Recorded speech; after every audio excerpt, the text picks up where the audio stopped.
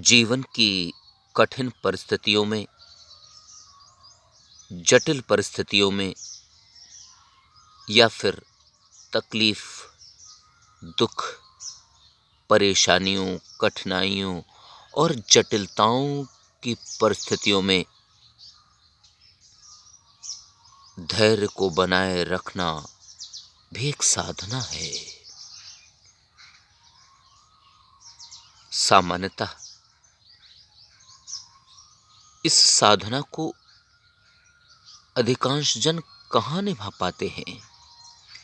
इस साधना को अधिकांश जन कहाँ साध पाते हैं? इसके विपरीत अधिकांश जन तो तनिक सी परेशानी में, तनिक सी कठिनाई से, तनिक सी बाधा से धैर्य को खो बैठते हैं और विचलित हो जाते हैं। विचलित होकर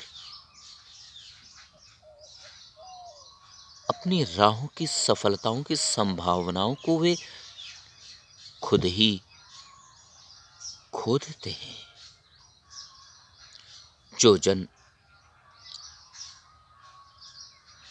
इस धैर्य की साधना को साध लेते हैं, वे अपनी कठिनाइयों को,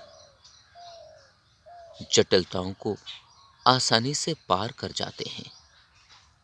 उन्हें इस बात का भी बोध होता है, इस बात का भी ज्ञान और आभास होता है कि इन कठिनाइयों के उस पार, इन तकलीफों के उस पार, इन बाधाओं के उस पार तो सफलताएं ही हैं। इस दुख के उस पार तो सुख ही है। इन बाधाओं के उस पार तो सफलताएं ही हैं। यदि इस विकट समय को धैर्यपूर्वक सहन कर लिया गया और पार कर लिया गया, तो निश्चित ही आने वाली परिस्थितियां अपने पक्ष में होंगी और इसी अनुभव के कारण वे सफल हो जाते हैं। और यह धैर्य की साधना को साधने की आवश्यकता है। यह धैर्य अनायास नहीं आ जाता। यह धैर्य अचानक नहीं आ पड़ता है। इसके लिए अभ्यस्त होना पड़ता है। यह साधना भी अभ्यास से ही आती है। धैर्य की साधना को साधने के लिए अंतर मन को संतुलित और समन्वित करना पड़ता है। अपने मस्तिष्क को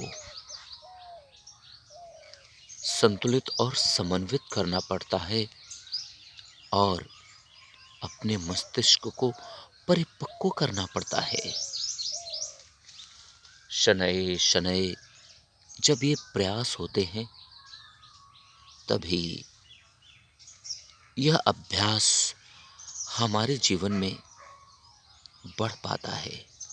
एक बार यह साधना हमारे जीवन में समाहित हो जाए, जीवन की दिनचर्या में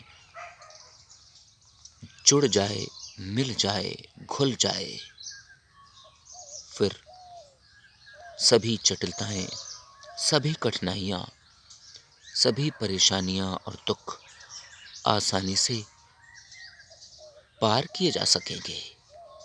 और जब इन सभी को पार कर लिया जाएगा, तब सुख, आनंद, ब्रह्मानंद की वह अद्भुत प्राप्ति होगी जिसकी हम आशा और कल्पना करते हैं।